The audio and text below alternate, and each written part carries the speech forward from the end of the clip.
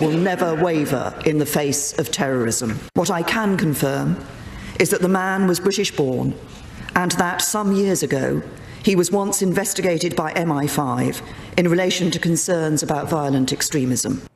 That was British Prime Minister Theresa May speaking in Parliament just a few hundred feet from where terrorist Khalid Masood murdered a police officer and several bystanders in a violent rampage yesterday.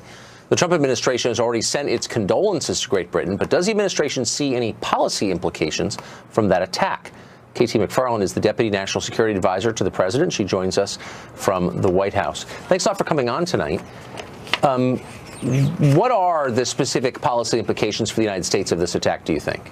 Well, I think it's pretty obvious that the attacks are growing, that the threat is not gone, that you can't look away from what's happening. In fact, yesterday, while I was conducting an ministerial, there were 68 nations of the anti-ISIS coalition. We were at the State Department, and I was moderating the discussion of the 68 foreign ministers and going around the room asking, what are you seeing in North Africa? How has the threat evolved in Asia?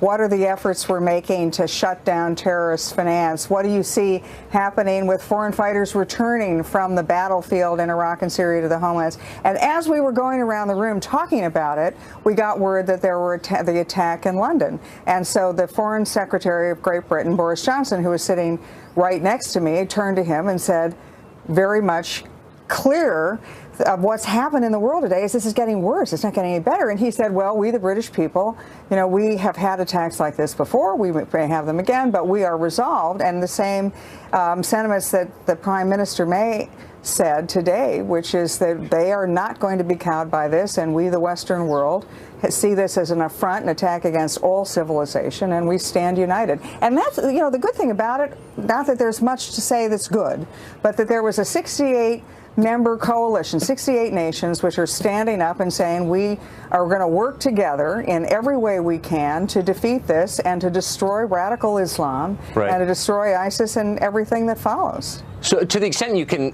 reveal it in public, what are the specific steps do you think that we ought to be taking that we haven't taken before, perhaps, to address this? Well, the Trump administration is looking at this as a whole of government. And yesterday at this ministerial, to make that case and the demonstration of the symbolism of it was the Secretary of State hosted it. I'm from the National Security Council. I ran the ministerial. The Secretary of Defense, Secretary Mattis, was there and spoke as well. And we had all of the senior cabinet members there, Secretary of the Treasury, Secretary of Homeland Security. So I think the policy implications are that it's an immediate threat. It's something that the president is considering. We have Secretary Mattis has just given to the president a comprehensive plan to deal with radical Islam, but also with ISIS in the region of Iraq and Syria. And it's something that the President Trump understands. It's not just going to be some sanctions. It's not just going to be a little effort in one part of the world, but it's going to be a broad and comprehensive effort, not just with the United States, but with our allies. And radical Islam threatens us not only in the U.S. homeland, but throughout the world. So I have to ask you about Susan Rice, who occupied a job not so different from yours, and she wrote a piece recently in the Washington Post scolding the Trump administration for its misuse of language, for, in effect, its lying to the public. What was your response to that?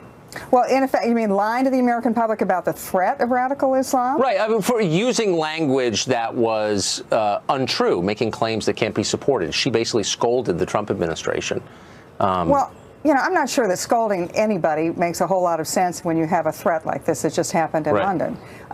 It's the times for scolding and identifying problems and wringing our hands, it's over, whether it's in dealing with North Korea or whether it's dealing with the radical Islamist threat. The Trump administration and President Trump himself has made it very clear that we're not just going to talk about stuff and identify problems, but we're actually going to have some solutions. KT McFarland, thanks a lot for joining us tonight. I appreciate it. Thanks very much, Tucker.